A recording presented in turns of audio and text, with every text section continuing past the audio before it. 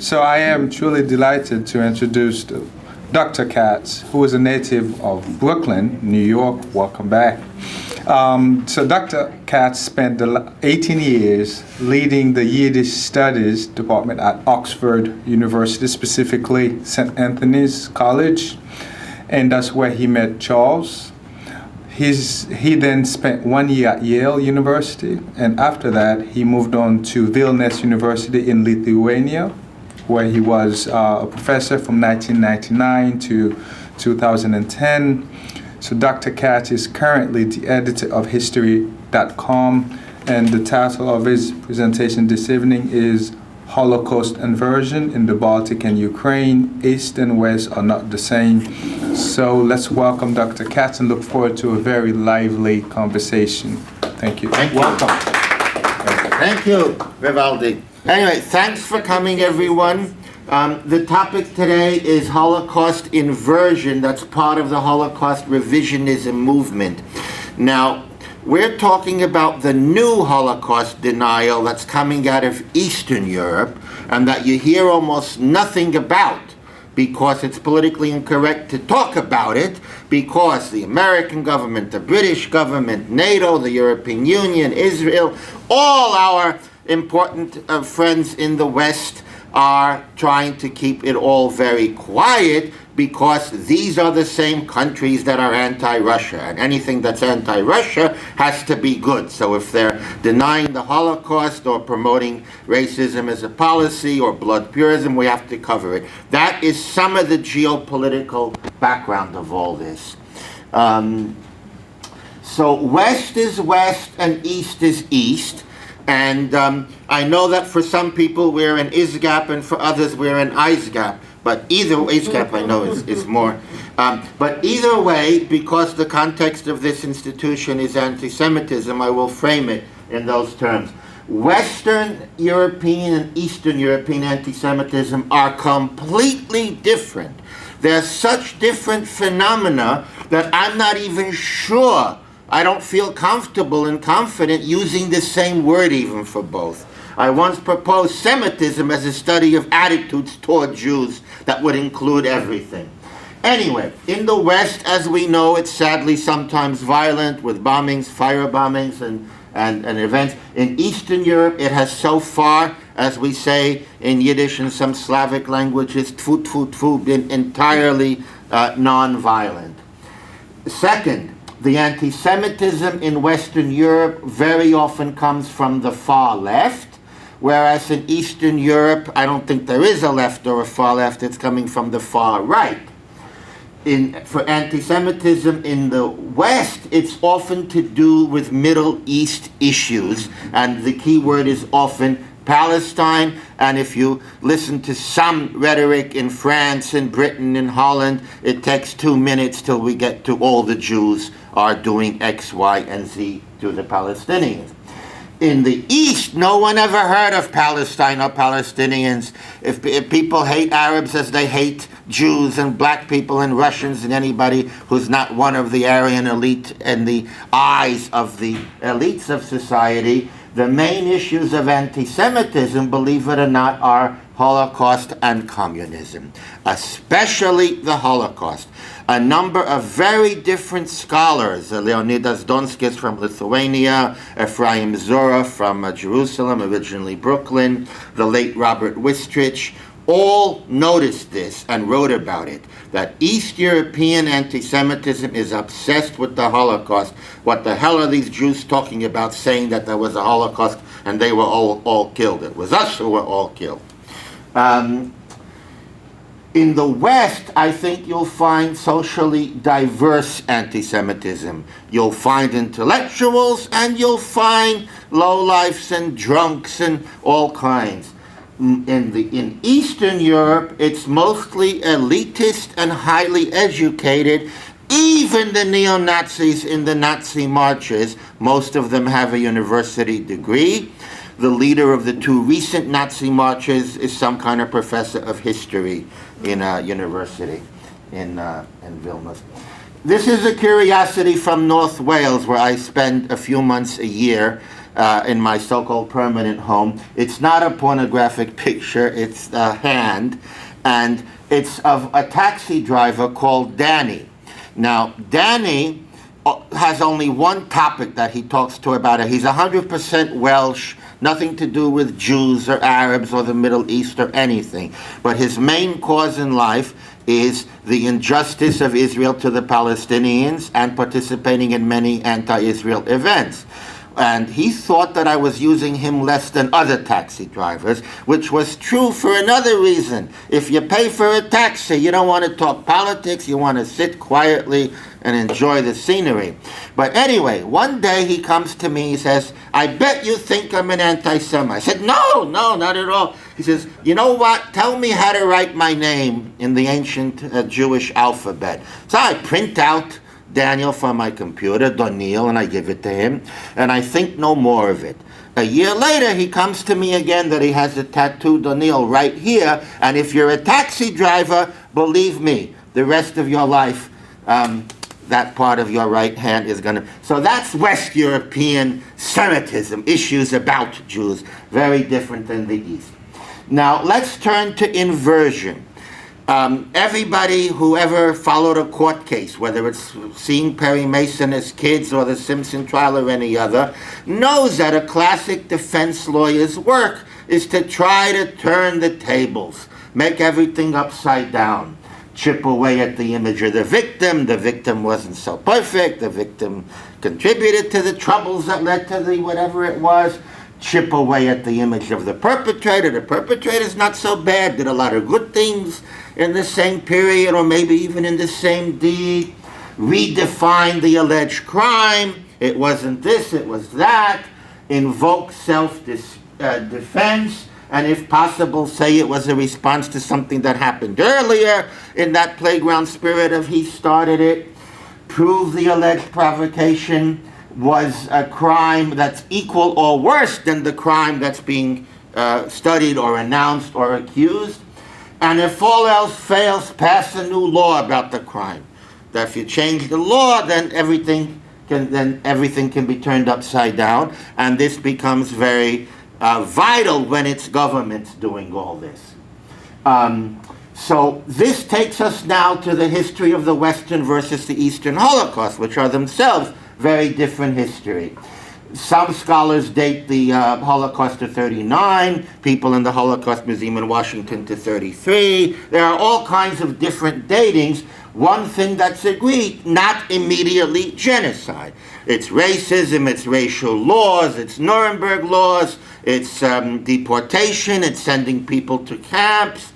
In Eastern Europe, the Holocaust starts on the 22nd of June 1941, and it starts with mass murder of men, women, and children because they're Jewish, and within weeks and months goes to the murder of hundreds of thousands and, well, 1 million by the end of that year in just the Baltics and Western Ukraine. In the West, the Holocaust was mostly deportation to camps for murder, eventually for murder, and in the East mostly by shooting at local mass grave sites. So Lithuania, Latvia, Estonia, Belarus, Ukraine have cumulatively thousands of mass graves. In the West, collaborators were largely betrayers or people who worked in administration or bureaucracy or who betrayed where someone was hiding, as in the Anne Frank diary. And in the East, and we'll soon define a little more specifically what the East means, the collaborators were mostly actual killers. The Nazis used the local nationalist enthusiasts as their killers. In the West, rescuers, someone who hid a Jew, the righteous of the nations, tzadikei umas ha'olam in Yiddish, were betrayers of the occupying forces, of the Nazis, of the Germans. But in the East, the rescuers were often considered betrayers of their own people. So in Lithuania, they were considered to have betrayed Lithuanian nationalism by saving a Jew. So these are a few of the very basic differences between West and East. So just as it's very different in anti-Semitism today, it has a very different Holocaust history in wartime Europe. That's a section of the Molotov-Ribbentrop line agreed on 23 August 1939. It's an oversimplification. There was an annex, but basically everything to the west was to be Hitler's and to the east Stalin's. The Nazis set up ghettos, of course, very soon and began their harassment and their often barbaric mistreatment, humiliation, incarceration, plunder of the Jewish population. The Soviets, while they of course nationalized private enterprise, punished capitalists and clerics, they treated everybody equally, and they started to enforce racial equality laws. And in Yiddish humor of the time, you have one Jew saying to another, "This is unbelievable. Messiah must have come already. If someone yells, 'Zhit parch' at me in the street, he has to pay a fine." Who ever heard of that? So in other words, a very different scene for the minorities. The red lines are the Soviet occupation, the black lines the Nazi occupation, and Lithuania, Latvia, and towards North Estonia were not immediately occupied. There was the whole trick of giving them their so-called independence for less than a year. By the summer of 1940 and the stage elections, they too were incorporated, leading to even more bitterness at their loss of independence. So the Holocaust in the East starts on, usually it's 23rd of June, 24th of June 1941, but with Operation Barbarossa, the Nazi invasion of the Soviet Union, the largest invasion in human history. In the 3 Baltic states and in Ukraine, murder broke out before the Germans got there.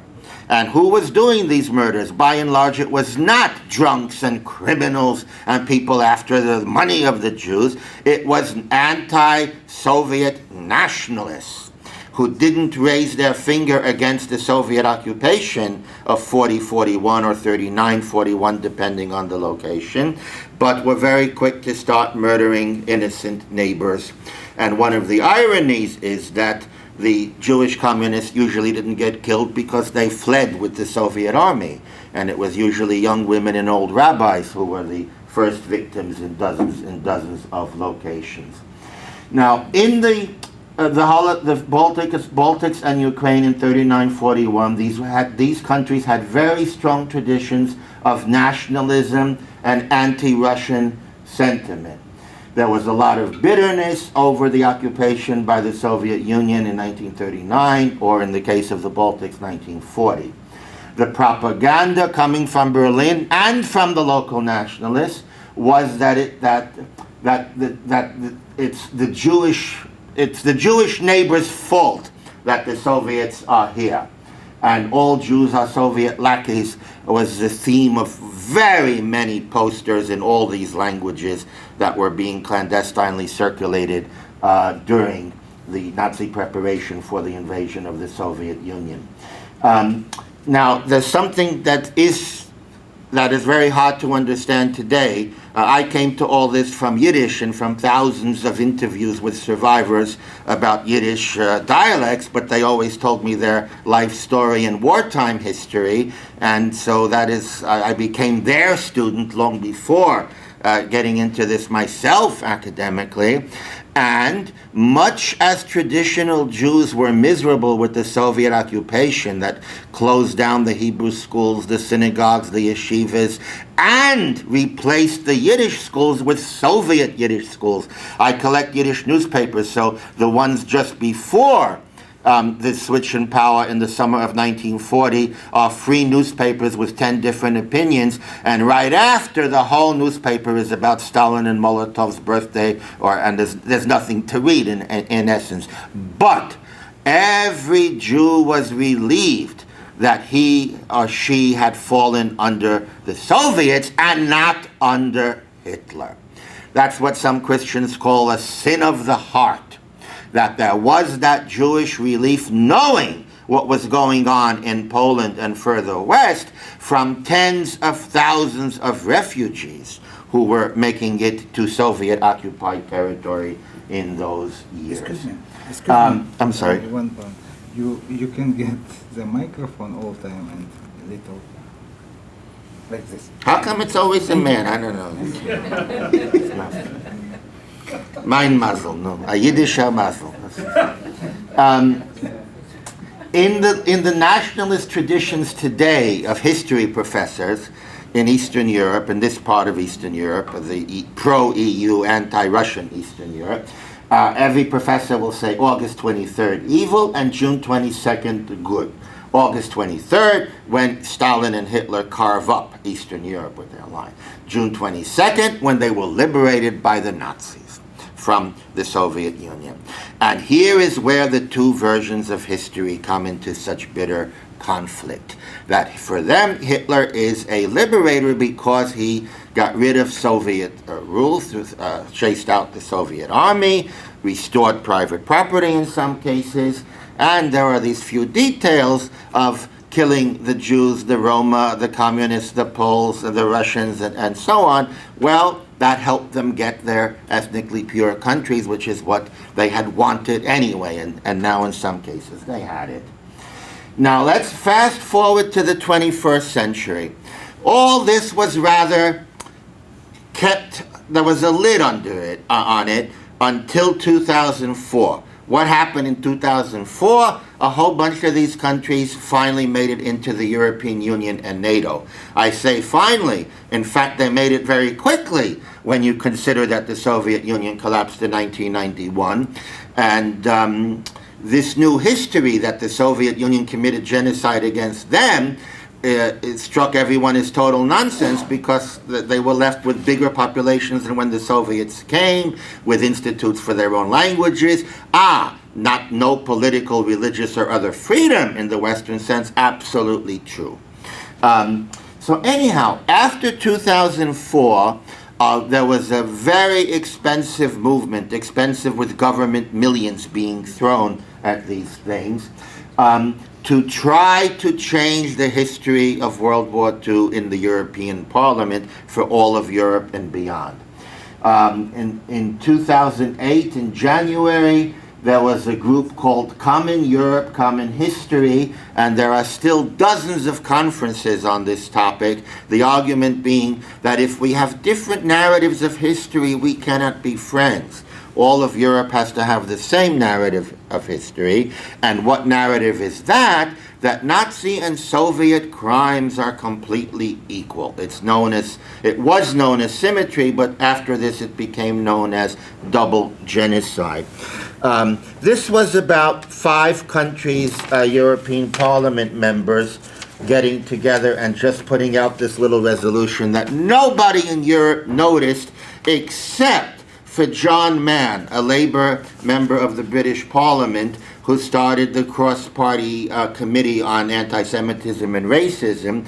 He got up in the House of Commons on the 31st of January, and he said, these MEPs from 5 different countries met to launch a group called Common Europe, Common History.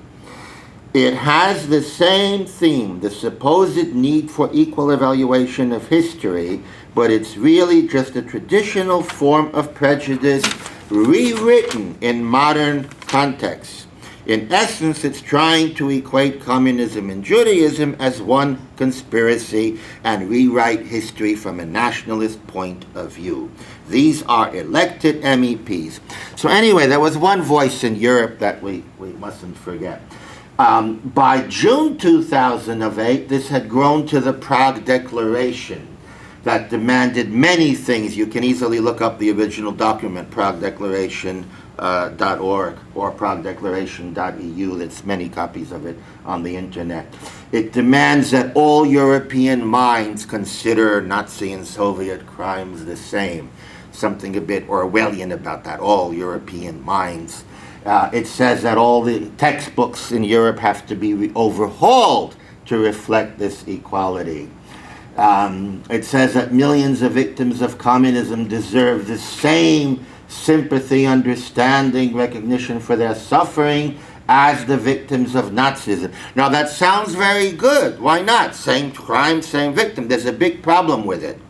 What this really meant on the ground was that somebody who had spent 2 years in prison as a Soviet dissident in Vilnius or Tallinn or Minsk is to be treated as a Holocaust survivor whose entire family was butchered by the Nazis and who was in a ghetto or concentration camp. That completely different and unequal crimes are being called the same thing in the context of this declaration.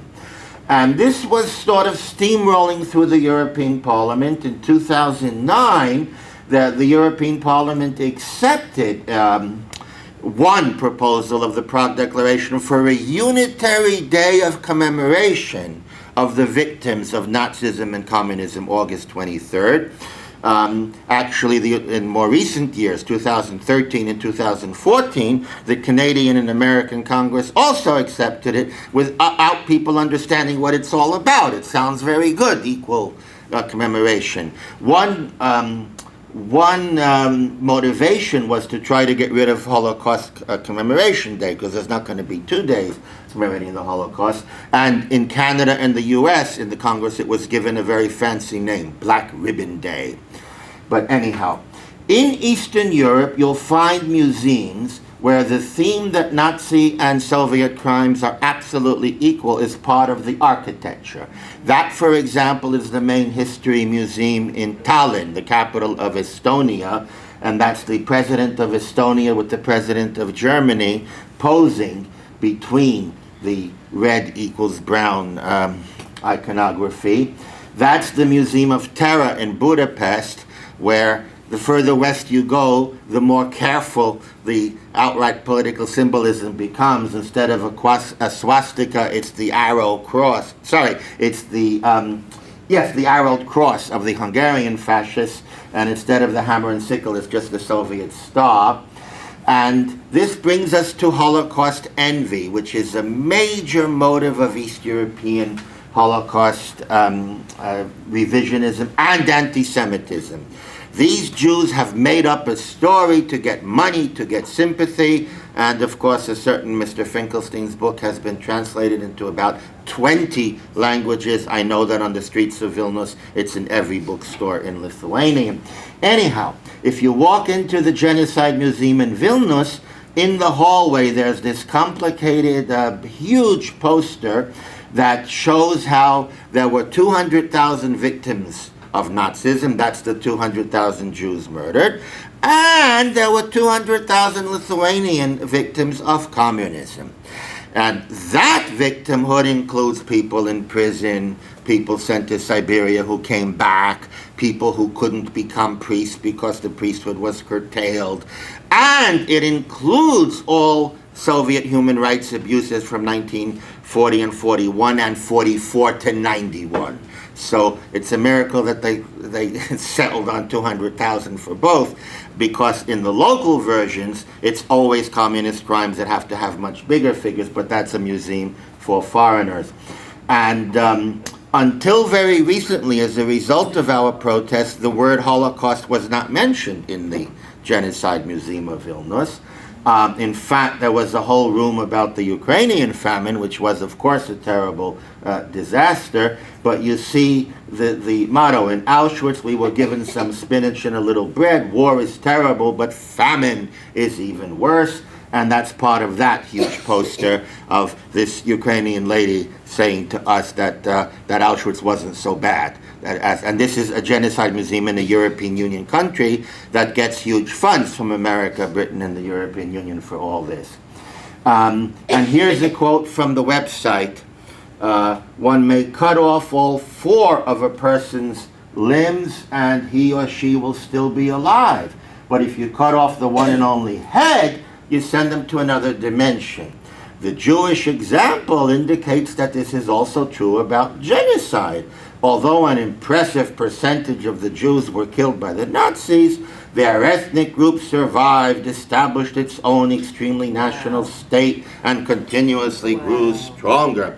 So this is how the concept of genocide is being so manipulated in European Union NATO countries, in other words, on our democratic side of the new East-West border. So one corollary of the new movement is to redefine the word genocide. And anybody who reads Raphael Lemkin's original, the very famous 1943 introduction to his 1944 book, Axis Rule, will find what we now all call the Lemkin loophole. If you ever define anything in your lives, define it, stop, and move on. He defined it very clearly. By genocide, we mean the destruction of a nation or of an ethnic group. But then in his more general discussion, he discusses other things that might well fall into it. Things that destroy the specificity of a certain culture, and put the loophole there that he didn't, of course, know would be abused in this way in the following century.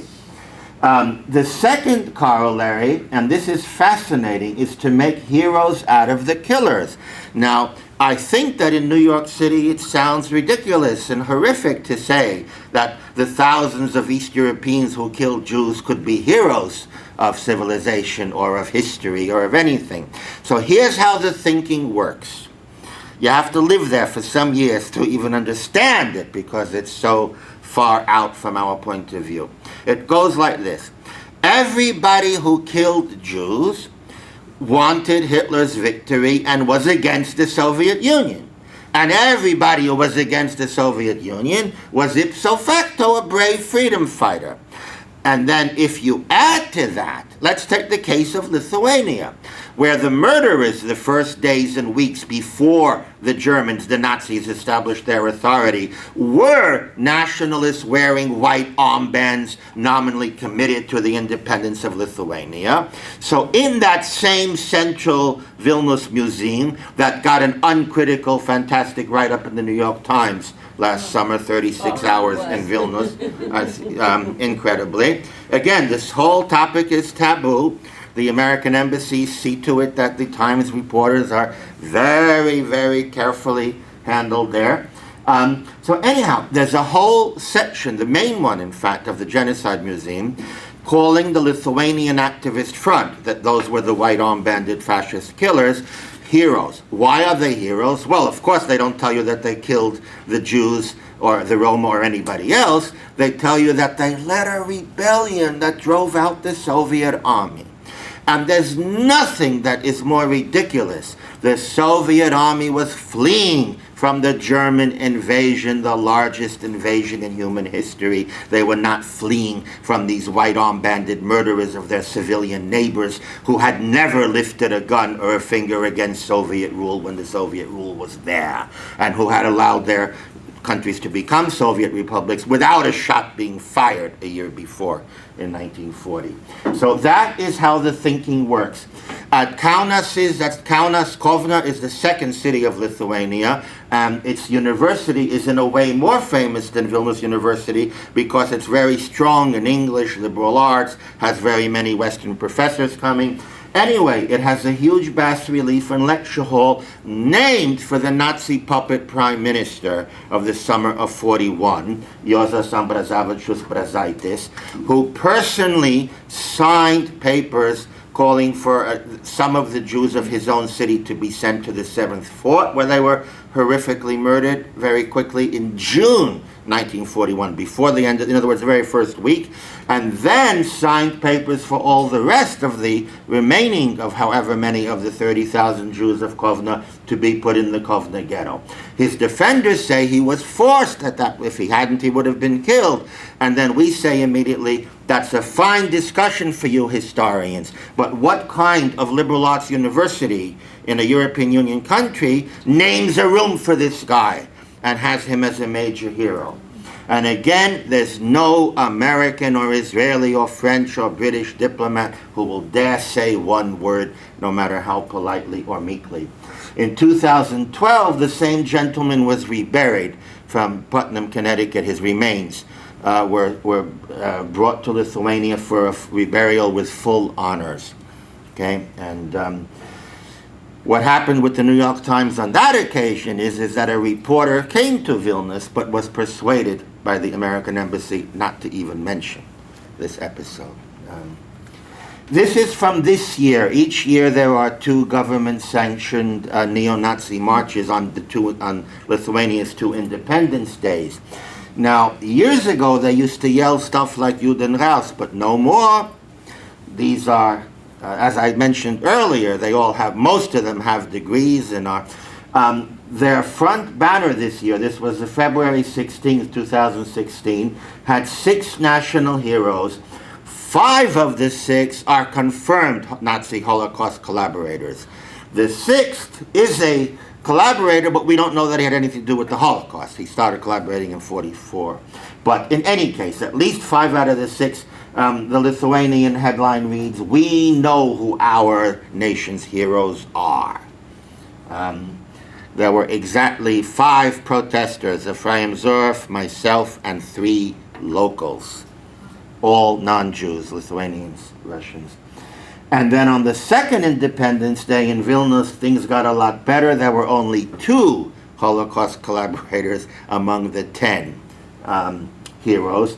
But the Lithuanian swastika made its appearance completely legally in front of the parliament, the cathedral, and all the government offices.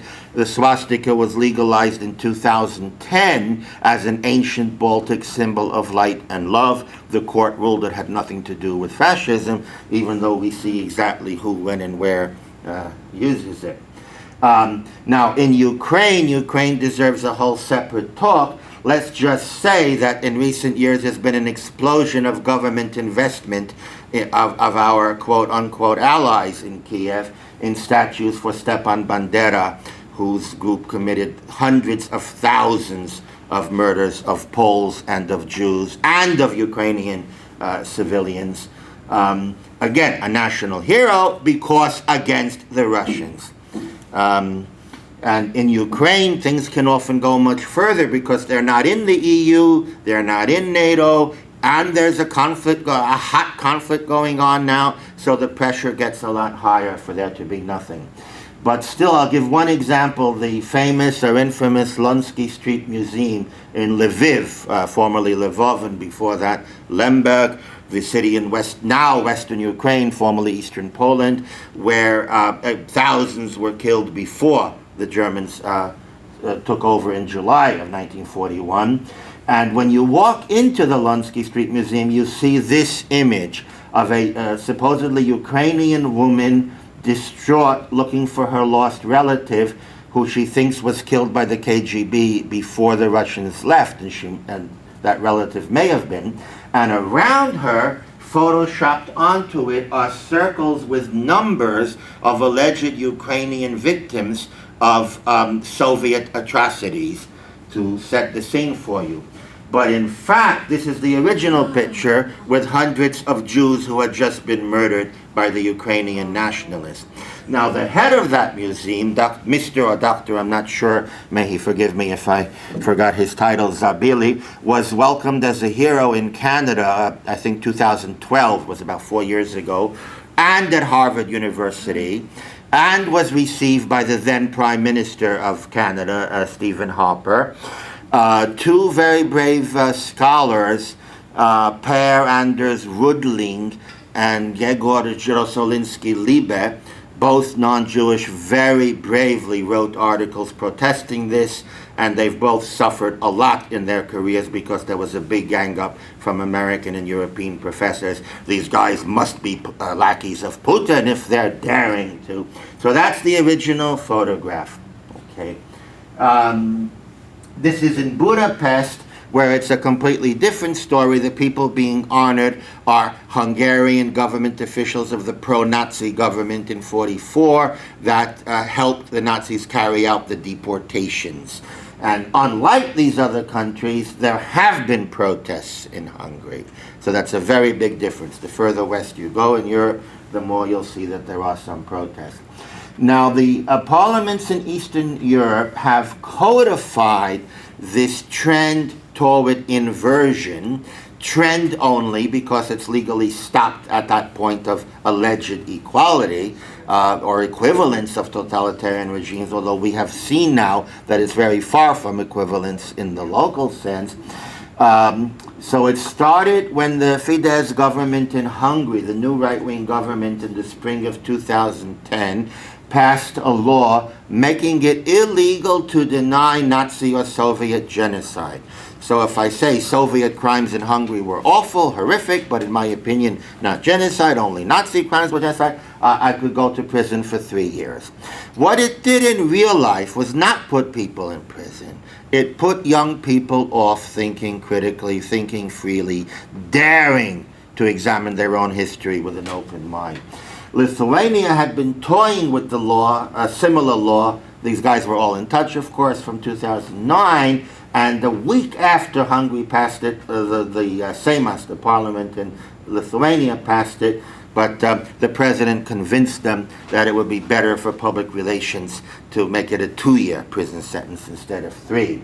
Estonia in 2012 passed the Valentine's Day's law that makes it a crime to disparage the country's heroes, being the Waffen-SS of 1943 and 44. And that is different in some ways than the others, and if it doesn't come up in questions, we'll leave it at that. Latvia, only a year and a half ago, passed a very strict law, maxing out at 5 years in prison. And of course, Ukraine, as ever, goes beyond everybody. They're not in Europe, they're not in NATO or the EU. Make it 10 years and be sure. But where is Western criticism of our ally when it does? There were a few articles, and they're, of course, to always be remembered. So, who is driving it and why? These states, the Baltics, and recently and especially Ukraine, are also areas with the worst Holocaust record in the sense of the highest voluntary participation in the actual killing. Okay? Also a dismal post-Soviet war crimes prosecution record. So changing the history fixes things. And there's all kinds of motivations, and someone should write a book on this. First is that kind of nationalism that says, my people are perfect, we never made a mistake. Okay? So if we're proud Lithuanians, we can't have a blemish on our record, even though countries like Lithuania have a very proud 1,000-year history with a Grand Duchy in the Middle Ages that provided relative tolerance and multicultural freedom. Of all the heroes to pick, they don't have to pick the heroes of 1941. And if they did pick the heroes of 1941, they could pick the rescuers, the righteous, who risked everything and had to be much more brave than in the West, because, as we saw, they were thought of as betraying their own country, not betraying the German occupier. Then there's good old racism and anti-Semitism. This survives in these countries very much in a belief in pure blood. And you have to live there to see it. I had 11 happy years as a professor, and every semester some student would come to see me privately over some very personal matter, which got me very scared. I got enough trouble with my own life, and I can't give advice to other people. But it was always the following. I thought I was a pure Lithuanian.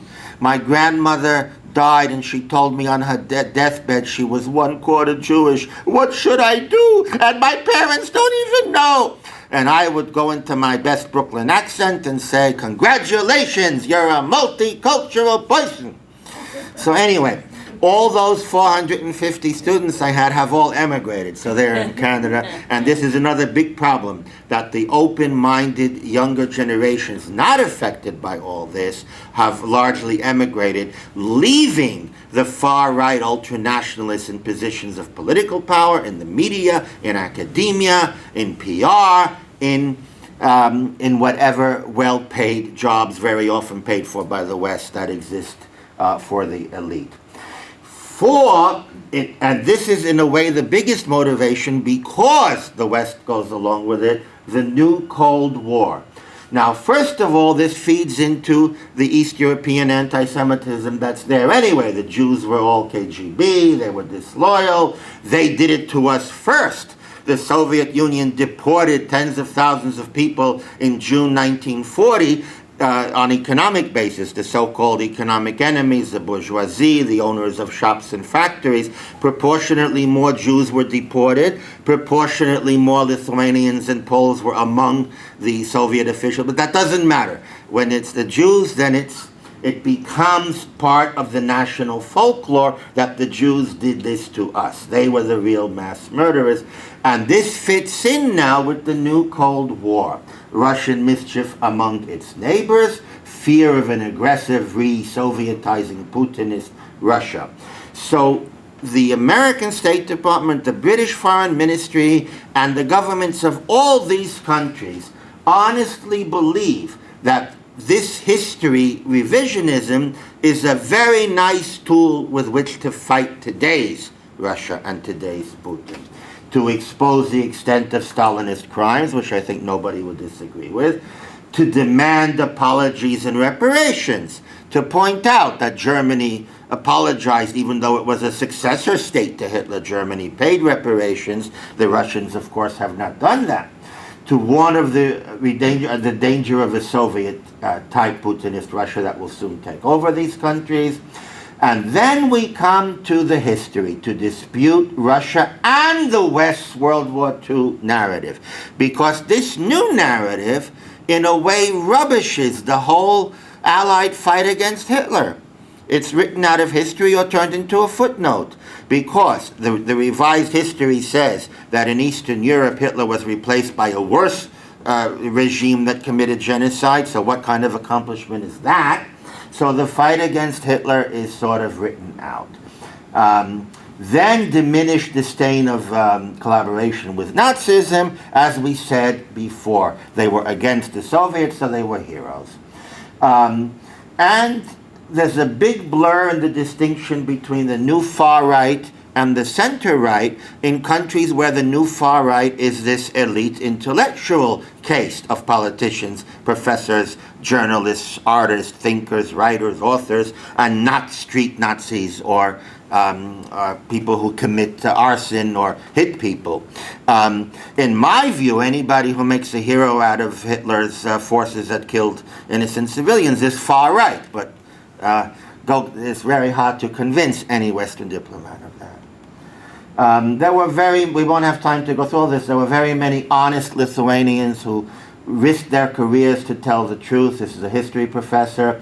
But the revisionist history from the year 1998 was taking it over and putting everyone else, all these other NGOs and professors, out of taking away their grants, and suddenly a whole new genocide industry, double genocide industry of museums, university departments, Holocaust conferences, genocide conferences.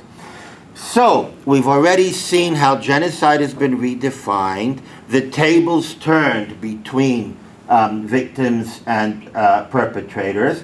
The third element, the anti-Semitic element, that, well, the Jews were just as bad. After all, the Soviet partisans in the forests didn't have courtrooms and prisons, and so let's go after them. This remained a sort of anti-Semitic trope, a comment, a discourse in most of these countries, except in Lithuania, where it became eventually government policy. Here, the state park where all the statues of Lenin were taken to identifies the Soviet partisans as the evil party in the war. They were the only force fighting Hitler in the forests of the Baltics. There were no American or British or Canadian or Australian troops. And if not for the Soviet resistance, 100% of the Baltic Jews would have been killed rather than 95 or 96%. Whenever it's not a Jewish name, they happen to highlight from the partisans. It's usually Bernstein or Greenberg, to use the Russianized pronunciations. But if it's something like Chalnas, they always add for your help, nationality, Jewish. So you should know who the Soviet partisans are. Well, the most infamous government bodies in the Baltic states are the so-called Red-Brown Commissions that investigate Nazi and Soviet crimes and easily convince American Jewish leaders, American professors to join, and they're given royal treatment in their trips to Eastern Europe. And this particular commission attracted Yitzhak Arad, who had been a Holocaust survivor, resistance hero, and a scholar who for 20 years was the head of Yad Vashem. He was persuaded by the president of Lithuania in 1998 to join, and then in 2006, that's him in the good old days when he used to think that he's making great progress by coming to this commission that was at a reception at my place for him. But in 2006, the prosecutor found a paragraph in his own book, The Partisan, that it said was, that proved that he is a war criminal. The passage said that the partisan unit, not he, but the partisan unit he was in, captured a big Nazi and killed him. Well, they knew that, and they knew there were no prisons in the forest. So why trick him into becoming a member? Not because they had anything against him, because this changes the whole narrative of history. And if you look him up in many new history books on the internet, you'll see the permanent slur suspected of war crimes because he was in the Soviet partisans. The best article on that topic was written by Dan Lazar, who's with us today. So we can later give you the link or the reference. That's Fania Bransovsky, one of two women who police came looking for in 2008. That's when I got involved because I couldn't remain silent when two of my closest friends, then in their late 80s, now one passed away, Fania is thankfully healthy at 94. That, by the way, is the Jewish partisan fort where 100 Jews from the Vilna ghetto survived the winter of 43-44. It's sinking into the earth, being destroyed by the elements because the government regards it, of course, as a haven of Soviet criminals, not as what it really is, in my view, or perhaps many people's views, an amazing testament to the human will to survive, how 100 Jews who had no training in any kind of fighting lived there and fought against the Nazis together with the Soviet partisans. That's Rachel Margolis, who passed away last summer in Rehovot, unable to return to Vilnius one last time. They accused her because she had discovered an eyewitness diary. So police came for them, and we won't go through the story, just to say that our response, and this is what made me an enemy of the state, was to mobilize from 2008 the Western embassies to give honor to these partisans, these Jewish veterans of the Soviet partisans.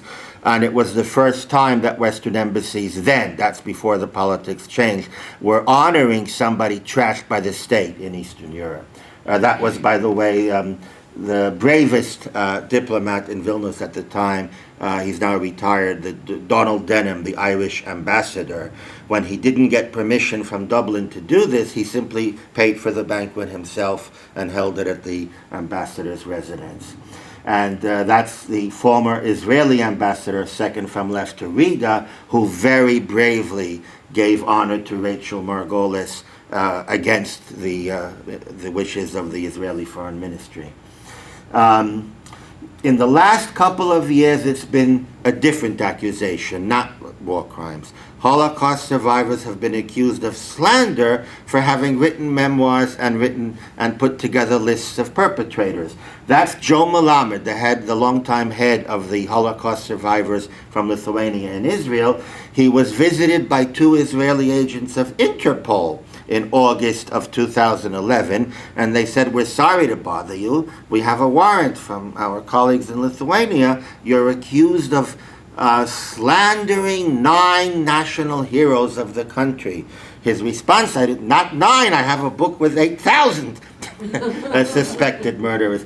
And that's Pinchas Friedberg, who's very active today in Vilnius. He's been called a liar on the state's site of the Nazi and Soviet Commission after he pointed out an error about the number who had saved Jewish people. He has been involved in finding rescuers and on behalf of a Canadian foundation that helps them. So double genocide moved on to make a ban on Soviet and Nazi symbols. And in 2009, it had those successes, and our response, this gets to be like if some of you may be familiar with the great Yiddish humorist whose 100th death anniversary yahrzeit we're marking this year, Shalom Aleichem. He has a satire on the battle of declarations between the right and the left, or the secular and the religious. So anyway, we answered the Prague Declaration with the 70 Years Declaration. We gave it to the head of the European Parliament, and we were able to stall out the movement there. But now we've run into the much bigger problem with America, Britain, and the wider international scene outside the European Parliament. That was only one arena. So what you hear time and again now is that these are the guys in Europe who will stand up to Putin, and if all they want is to fix a little bit of history, let's do it. Okay, and a lot of this is covered by big investment in Jewish and Holocaust studies events. Think about it, the same commission that's changing the history with books and campaigns and European Parliament activities is also the provider of local Holocaust studies, and provides many wonderful conferences for Holocaust teachers and scholars and museums, and many foreigners get prizes, medals, honors, junkets, and so on. And anyone who dares disagree is called a Putin apologist. It's come to the point where someone like Senator John McCain would stand himself next to the leader of a Ukrainian fascist party, knowing full well who it is, because they are more reliably anti-Russia than anyone else. That's a famous Yale history professor getting his gold medal from the Lithuanian embassy in Washington, which caused him to shift his opinions a certain number of visible degrees. Now, Israel is in a very different situation, feeling that it really needs votes in UNESCO, in the European Union, in the United Nations. So it behaves the same way, but one can argue it has a much bigger national interest in sacrificing the history than does the West, which has really nothing to lose by standing up. Meanwhile, the good old anti-Semitism of the Jew and the gay holding up the world continues to appear regularly in Vilnius, just so people don't forget the other kind of anti-Semitism. So the literal inversion that we started with is not on the cards outside Eastern Europe, but a very significant distortion of history is spreading rapidly throughout Holocaust genocide studies departments, even Holocaust museums. So your comments and questions are very welcome if anybody would like to start.